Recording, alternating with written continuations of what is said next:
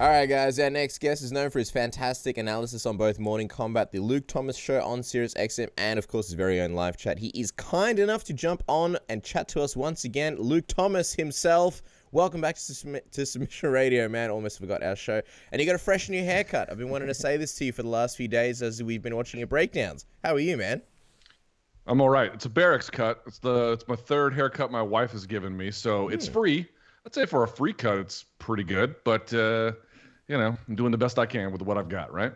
I like your barracks cut because when I think of a barracks cut, I think of Major Payne and what he used to do to those poor kids when they used to come in with those long, luscious locks of hair. So you're looking good, Luke. And we want to have you on to talk about Dustin Poirier versus Dan Hooker. That's coming up this weekend. Such an exciting fight. But let's kick things off on this first because there's been an astounding amount of controversy surrounding Robert's Drysdale and his performance in the corner of the UFC the other weekend. And it's really brought up a lot of debate. People are so divided over it.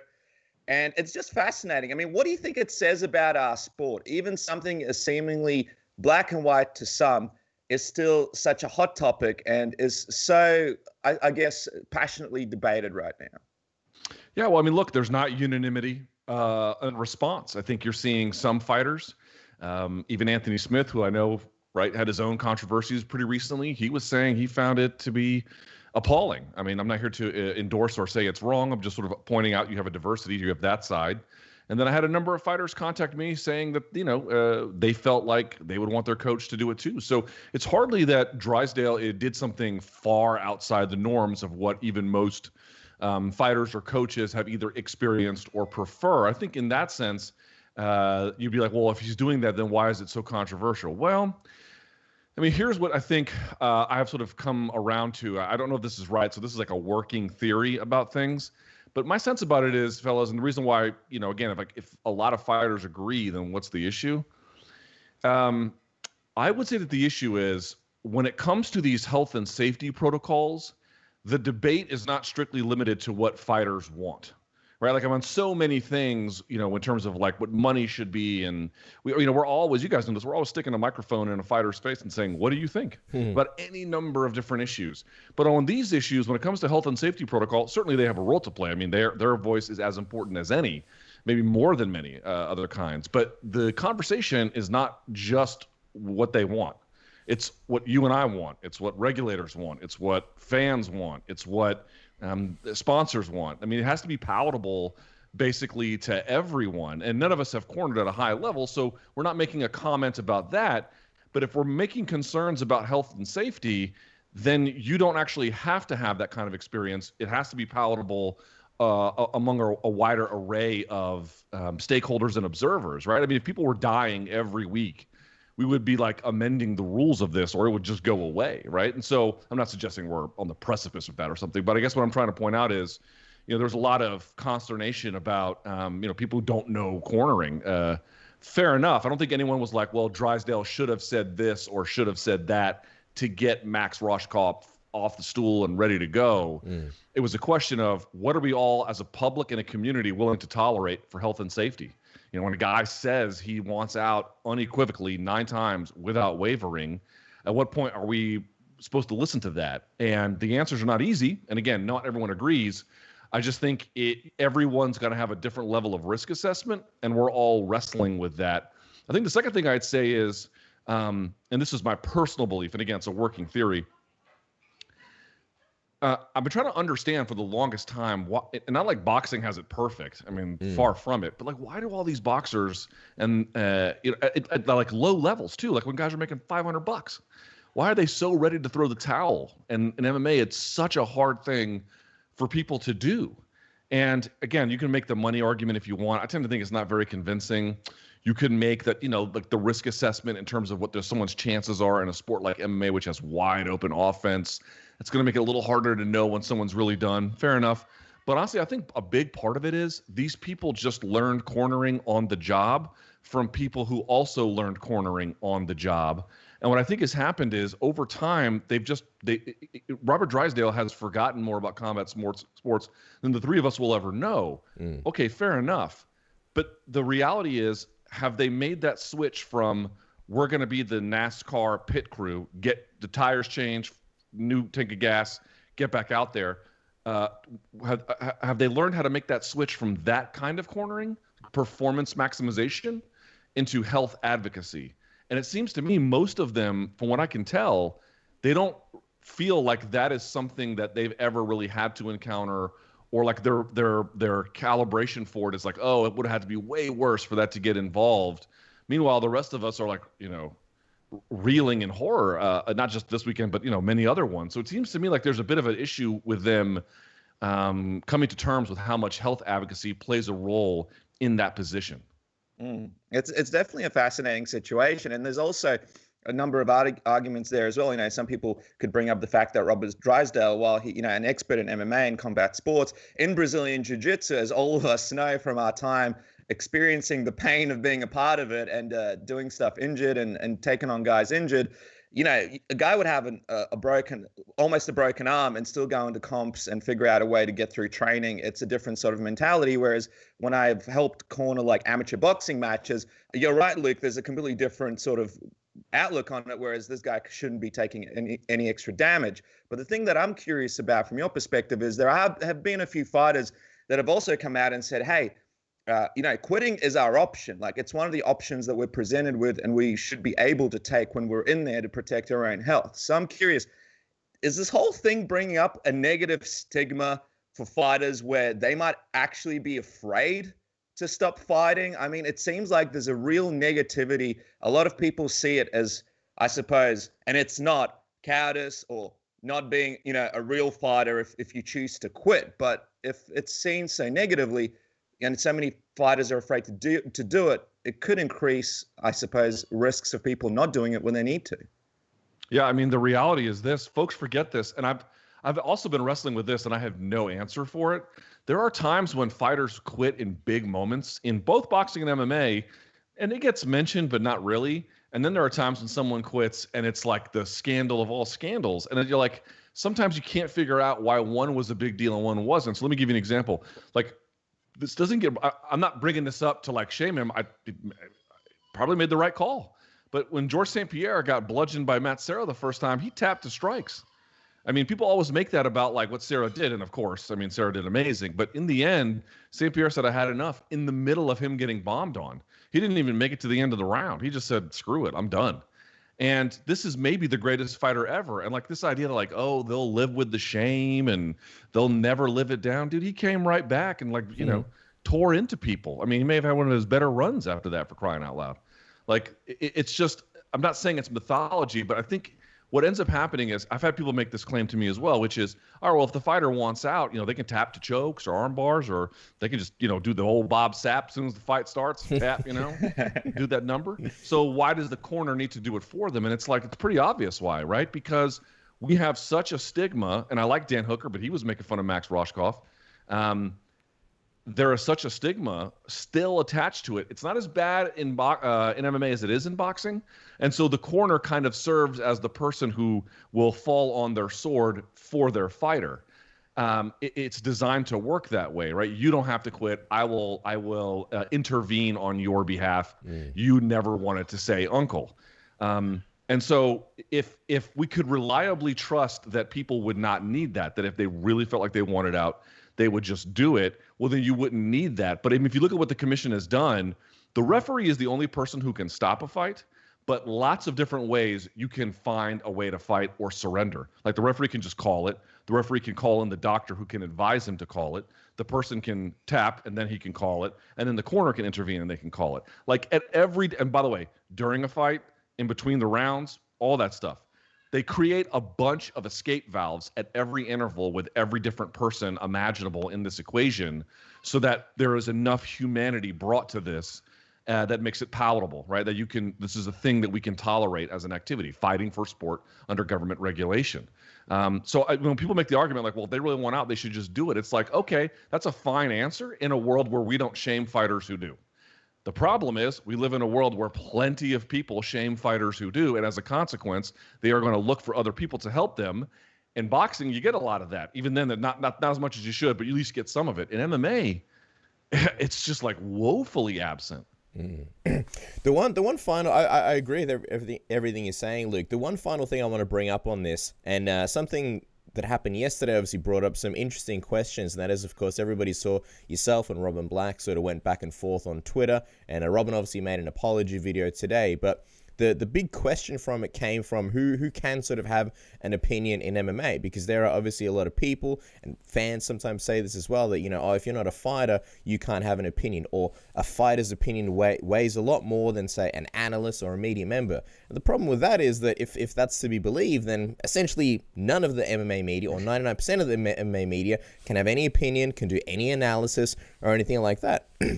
And I don't agree. And people say, well, fighters are always right. You had even Dominic Cruz and Michael Bisping, two champions, two elite level fighters, disagreeing in the main event. Dominic Cruz saying to Michael Bisping, I couldn't disagree with you more. So, you know, if you're going to go by that logic, one of those guys has to be wrong, and both of those guys are fighters. So I'm just wondering, from your perspective, you know, what is your take on this whole thing that, you know, unless you're a fighter, you can't really offer anything. Doesn't matter how much tape you watch, doesn't matter how much research you do and put in effort you put into your analysis, you can't really have an opinion because, hey, man, you're not a fighter. What's your take on that? Yeah, it's a complicated answer. I'll try to make it short as possible. For purposes of my own bio, I mean, I've obviously done a ton of research. I've spent 15 years sticking a microphone in every subject matter expert's face I could find to learn more. But just so it's clear, I only bring this up not as it's some kind of like, oh, stand back, got a badass here. I don't mean that. I just mean to say I've got about a decade spent in MMA gyms training.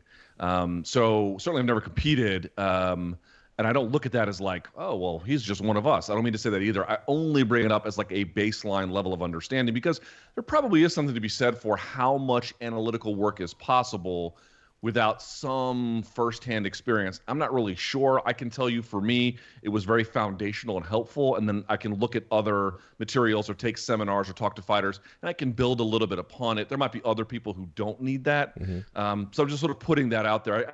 My belief is that some of that probably is a requirement to do the job effectively. But the basic answer I give to this is something known as credentialism. Right, which is this over-reliance on credentials as entry into a conversation or, you know, some other form of informal fraternity. And the reason why it's a problem is because I'm not saying credentials don't matter. Look at the words I'm saying. It's a over-reliance on them. So let me give you an example of why this is such a problem. There's numerous ways in which it's a problem. The first of which is, a lot of times this is just used not as a way to exclude people who have nothing to contribute, but often to silence criticism that they don't like. Right. So, yes, not everyone needs to be on the same level as Dominic Cruz. In fact, very few are. OK, fine. But it also shouldn't be used as, well, if you're not a fighter, you have nothing to contribute, when it's really just done as a way to silence opinions that they might find uncomfortable. It's often used that way. I think the second thing I'd say is it's not a guarantee of quality.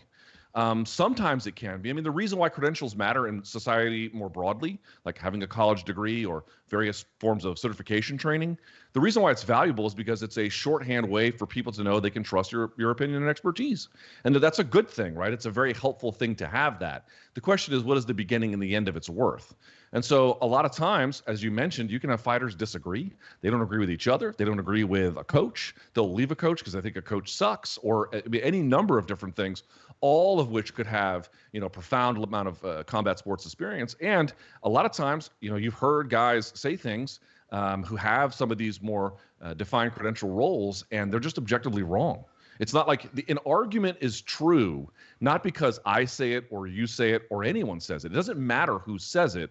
What matters is, what is the relationship of the argument to the real world, right? That's the answer there. It's not true by virtue of who says it. It's true by virtue of its veracity. And I think the last thing I'd say is the real problem that I see in combat sports is less those two things, although you see them on occasion. The bigger issue to me is you see this thing where it's like understanding of technique or whatever is either you know nothing or you know all of it. It's weird. It's like either you have competed in this way or you know nothing. And it's like, that's pretty clearly not true, right? I mean, there is expertise, and very few people might have that. Fair enough. But there are various degrees of literacy that are available to people. This is one of the things that drives me nuts about your citizenry every way. People ask me for a book that I want to recommend them. And the first thing I recommend is E.D. Hirsch's The Dictionary of Cultural Literacy. Just get literate about the wider society in which you live. You can spend a life not as a professional economist, but that doesn't mean you can't make yourself literate about economic issues. You can spend your life never being a professional plumber. It does not mean you can't be literate about the various plumbing or piping situations in homes. Again, that wouldn't make you an expert, but it wouldn't make you know nothing. And so here's the point I'm trying to make. I don't think that my opinion should be weighted as heavily as any fighter. I just don't. I mean, it doesn't mean that on occasion I won't be right and they won't be wrong, but in general, I don't think that I rate that level.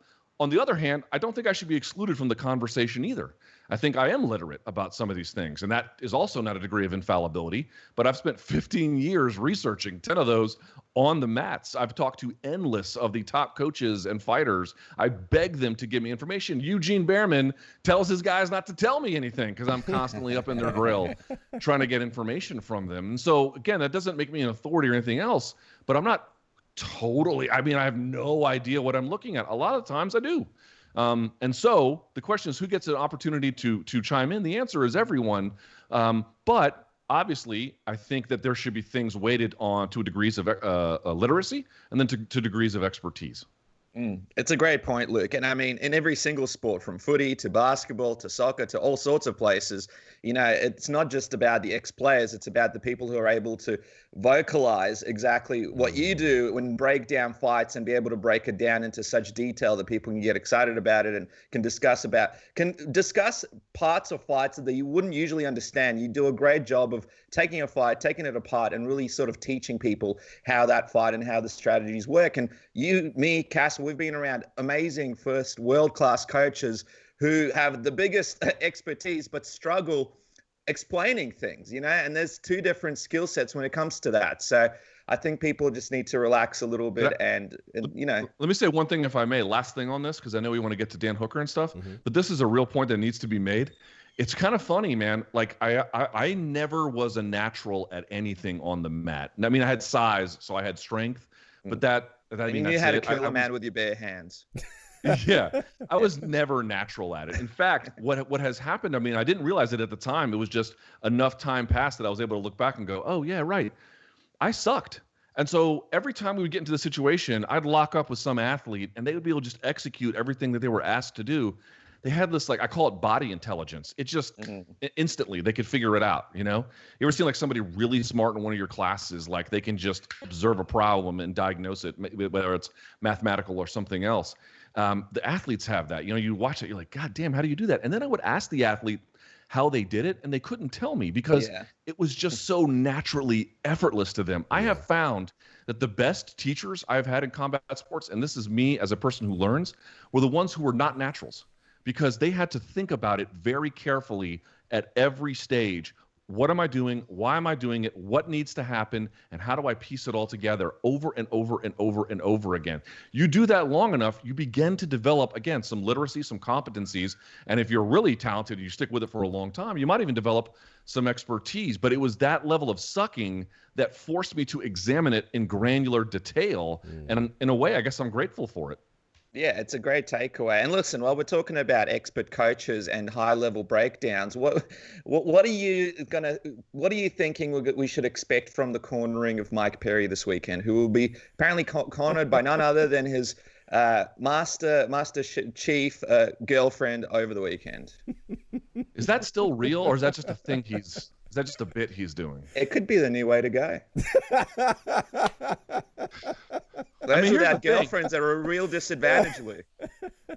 Here's the thing. I actually Mike does some stuff that, obviously, let's say draws criticism, one way or the other. I've interacted with Mike. I found him to be a very friendly person. I just don't understand some of the decisions that he makes. Part of me is just under the belief that he's just telling us all this to do a bit, and that this week everyone will show up and it'll be like, oh, right, it's just not a thing he was being serious about. Honestly, man, we make a joke about it, but what happens if he's really messed up and he needs some guidance between the first and second round? That's unlikely, I think, because I still kind of favor him to win. Imagine she doesn't stop the fight. Yeah, well, it's okay, the cut man will put the Vaseline or the N-Swell, okay, or whatever. But, what if he actually needs strategic advice? It's become a punchline. But the reality is, I hope it doesn't cost him a fight, and I hope it doesn't cost him his health, because to put it mildly, it's pretty risky. Yeah, it's like that scene in Dodgeball. Like, yeah, we'll see if that works out for him, Cotton. I'm wondering, Luke, which one are you leaning towards more in the actual fight? Obviously, Mickey Gall has the ground game advantage. People say that it's either going to come down to Mickey Gall's ground game or Mike Perry's ability to get the vicious knockout. As you see it, which one are you sort of leaning towards? Yeah, I mean, obviously on the feet, Mike's got huge power, and he's a natural-born fighter. I legitimately believe that. So you would imagine it'd go that way, but on the same time, it's like if it is true that his girlfriend is going to be his corner, I'm sure she's a nice person, but I don't know if that's the best choice for the role. And if that's the choice he's making, what other choices did he make in training in preparation for this? It's just a lot of questions. So I'll say Mike probably should win. I think he's the bigger, stronger athlete of the two. I think, again, natural fighter. I do think that Gall has gotten better under Joe Schilling, as most people would. On the ground, Gall probably has an advantage. He's got some issues about cardio from his last fight, so we'll see. But I guess Perry. But I don't know. Perry via love, the love emanating from the corner. Yeah, exactly. I mean, we make fun of his girlfriend now, but imagine she's got the best cornering advice we've ever seen. She's going to become the new Greg Jackson of the UFC. But anyway, let's look at the main event. Dustin Poirier versus Dan Hooker this weekend.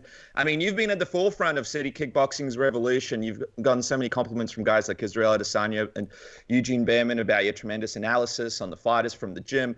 When you look at Dan Hooker, what would you say are the biggest sort of changes he's made in going from featherweight, where he's never sort of been ranked, to a guy in the lightweight division who not only has put together some great wins, but is also knocking on the door of a title shot? Yeah, I think 3 wins in a row: Vic, Iaquinta, and Felder. Right, tough fights too. Yep. The Vic win was short, but the other two were tough. A lot of things. First and foremost, I'll be honest, he's always been smart. The issue for me was at 145. Obviously, he couldn't physically. He was depleted, and the other part was I don't think he could take a punch all that well at 145. Well, it turns out at 155, his chin is great. Yeah, you know what I mean. Like he has a tremendous chin. It's not an issue at all. And so it was amazing, because I was wondering when he went to 155 how that would look. Great is the answer. Tremendous. So I've been very impressed with that. I think first, he's durable. He's extremely durable, which you're going to need against some of the fighters he's faced, and you are definitely going to need that against Dustin Poirier. That is not a small matter, number one. Number two, he just makes really smart decisions, right? Which he always kind of did, but he has just got really smooth command of a wide variety of options. So he can switch stances, as we know. He can lead like he did against Iaquinta. He can follow, as he did against Felder. He has a really great ability to find and stick to weaknesses, right? So you can sort of identify different weaknesses and then stick with them. So that front calf kick that he does now is just phenomenal. I mean, he really tears into people that way. I think one of the better things he's also really good at is he is so dominant at range command. Wow, he's really good at that, right? The fight usually takes place in terms of the space between them very often on his terms. The only caveat to that is I rewatched the Felder fight. As it went on, he got tired, and then he started fighting what they call in mid-range, which is essentially boxing range.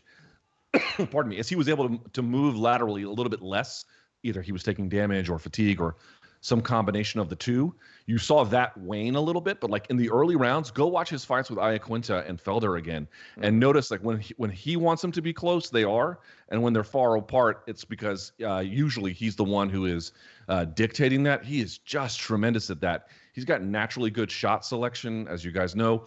All those guys at a city kickboxing have tremendous feinting, and they all have different setups for it, and they practice it. So, I mean, he is the real deal Holyfield. How far he can go, I mean, we'll see. But I take Dan Hooker very seriously. He is a tremendous talent.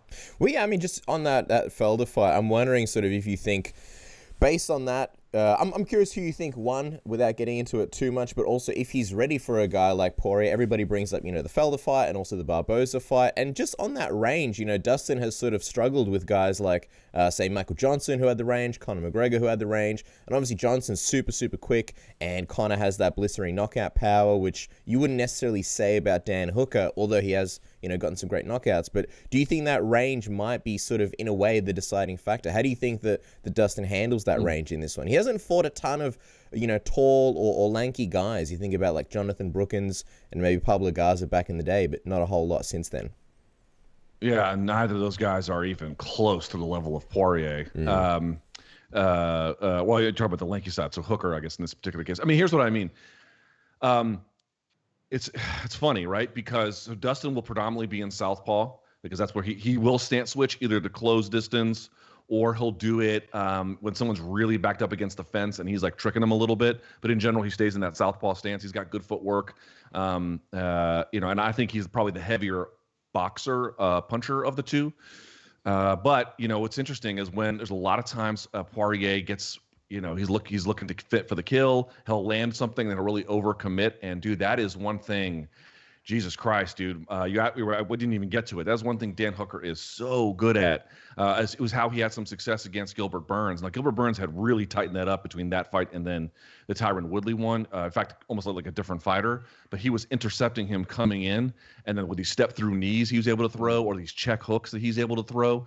Wow, dude, that is something where if your guy is overcommitting and you have the sense of timing and the range and then the trickery that Dan Hooker does, that could be a problem to me. I'll say this. I think as long as Dustin is pressuring and he's picking the entries, I tend to think he might get the better of it because when Dustin fights in a very disciplined way, I tend to think that that's the best of Dustin. So if he's the one with the bigger power punching and he's the one who's able to dictate the range, which, again, easier said than done, that should be, I'm not going to say his fight to lose, but that should be a scenario where he can excel.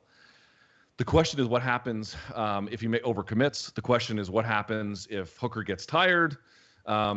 Does Dustin try to switch it up and take him to the ground? Dustin's a black belt in jiu-jitsu. Never forget that. That's another sort of X factor here, that could really play a role. So it's what a crazy, exciting fight. Bossy, if you're asking about the damage, you guys have talked to Hooker as well. I think you talked to him recently. Mm-hmm. Every time I talked to him about that, I asked him about the Barboza fight. He was like, nah, it was great, because I got hit in the jaw and then the neck and then the chest and then the stomach and then the leg and then the calf. It was spread all over. I'm not worried about my brain.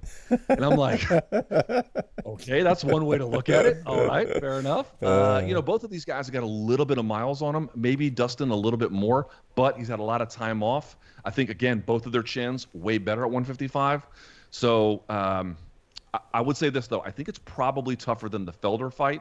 And I kind of thought Felder may have eked it out only by virtue of not numerical landing. I don't know what the numbers were. I thought he was doing a little bit better damage, particularly with that left hook. It was landing over. Remember the large swelling on Hooker's face when that fight was over? But very close, very controversial. I can't say that like Hooker didn't win. It was just I edged it a little bit in Felder's favor. And Dustin does have some fight-changing body shots that he loves to throw. And Hooker took a bit of a boost to the body, like you mentioned, against Barboza. How much do you think putting water in the basement for Dustin could change the fight? And if the fight does sort of go out into the later rounds, we know Dan can take that punishment and hang in there. Who do you think has the fight leaning towards them if it does get down into those later rounds? I will say this. Both would fight if both will benefit if the either is stationary. But what I mean to say is Hooker is more likely to be a stick and move on his horse kind of guy anyway, right? He's very, very selective in that way. Whereas Dustin is a bit like pick his spots, but then kind of swarm a little bit. You guys notice how he likes to like land a big one. Somebody like gets cracked and then they cover up and then he goes after him. That's a little bit more his MO. So I would say a lot of this will hinge on the body shots. Yes, I'm really going to be focusing on the leg kicks. Dustin doesn't do a lot of checking. And again, that lead calf kick of Hooker is dynamite. It is absolutely dynamite. And so Poirier, I will say this, Poirier winning is not really a function of range. Well, that'll be true for both. But Poirier, you got to get Hooker stationary. If Hooker is moving and he is because that way he can pull you into his strikes. That helps him set up the range. It helps him break up your timing, all kinds of things. You got to get that guy stationary. And, Dustin, it's up to him to do it. But I think that's sort of what I'm looking for. And if he can't effectively do that, it's going to be a hard fight to win. Yeah, I'm also curious to see how Dan Hooker sort of comes back from his first 5-round fight. A lot of times you see fighters, say they're ready for 5 rounds, they do 5 rounds, they get tired. I remember it happened with John Jones, and then they come back and they're just, I don't know, better prepared, or they use their energy more efficiently. So I'm curious about that. And we're still in this pandemic, so it's like people aren't getting proper training. So we'll see how that sort of goes. We'll let you go in a sec, Luke. I'm just wondering, stakes-wise, what do you think is on the line here for both guys? They're sort of, Poirier already lost to Khabib last year, obviously, whereas Hooker would sort of represent a breath of fresh air for the division. But, the only problem is he's got a whole bunch of guys in front of him. Gaethje's got the next shot. McGregor is supposed to be, next. You got Tony sort of technically still ahead of him in the rankings. What do you think is sort of next for either guy? And do you expect Conor McGregor to break his social media silence regarding fighting, potentially say something about, Poirier or Hooker after this fight? There's no doubt in my mind he will say something. Maybe not before, but although maybe that too, but certainly after. So I absolutely expect him to say something. Here's the thing: you look at it, and to your point, you're like, "Geez, man! Like, Khabib is obviously your champion, but all these big names are still kind of up there. Tony, Conor, and Justin. Now, like, what are we gonna do?" Winner here does not get a title shot, but there's 2 things you got to think about. One, they could end up getting one if a bunch of stuff falls through. Like if Conor really just continues to sit and there's no one in his way, and Tony, for some reason, can't get cleared or whatever, or it gets injured or something, you might be able to slot in next. So that's the back burner option, but I don't think it's entirely impossible. It seems to me what's after this is you got one more in front of you, and it will in all likelihood be Tony Ferguson.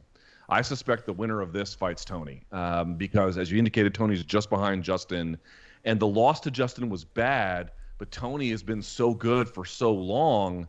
You think, well, I mean, okay, are we just throwing the guy out? Like, he must still be a top contender, and by virtue of his number, he's still at the very top there. And so I'm not saying he's a gatekeeper, but I'm saying if Tony wins against the winner of Hooker and Poirier, then he might get a title shot. But I tend to think it's either going to be Ferguson-Hooker or Ferguson-Poirier. And in either case, either of those is an absolute, in Triple G's words, big drama show. So that's sort of what I think is up next. Yeah. Well, just one more thing on the whole McGregor thing. Do you think McGregor would even be interested in any of those guys? He's obviously beaten Poirier as well, and Hooker's sort of, not exactly a huge name yet. I imagine, like yourself, he will tweet something about it, but do you think it'll be in sort of the vein of like, I want the winner, or do you think it'll just be something about like, I already beat this man, or, Hooker's not on my level, or something like that?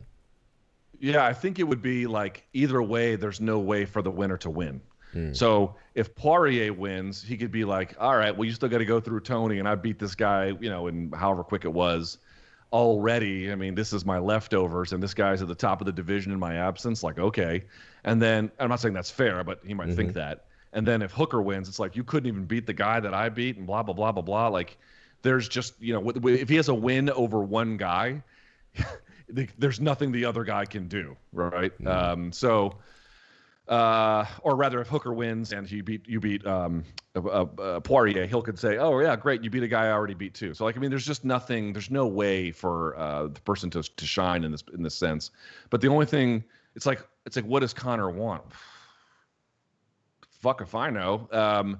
It sounds to me like what he wants is either the title shot, or he wants some fight against a big name. And I don't think Hooker or Poirier are going to be that. And does he really want to fight Poirier again? Given the stage he's at in his career. So I don't know what's going to happen with Conor. My hunch is Conor's capacity to do like what Jose Aldo is doing at bantamweight, just like slot in and just get a title shot. His capacity to do that is constant. You can never sleep on it. But I tend to think that he's going to end up fighting like a Masvidal or something before he'll fight anybody else other than Khabib.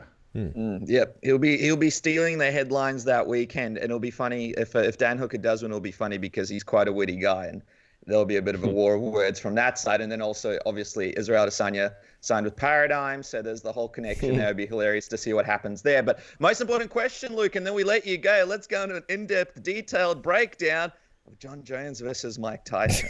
Just kidding, guys. You can catch Luke Thomas on Twitter at @LThomasNews. Morning Combat airs every Monday, 12 p.m. Eastern, 9 a.m. Pacific. That's Tuesday here in Australia. The Luke Thomas live chat, the Luke Thomas show on SiriusXM is now available worldwide on Apple Podcasts and Pandora selected highlights. Another full show. I love it. It's always a great time and distracted during these Corona times. Luke, thank you so much for joining us on the program, man. Always an honor and always a pleasure.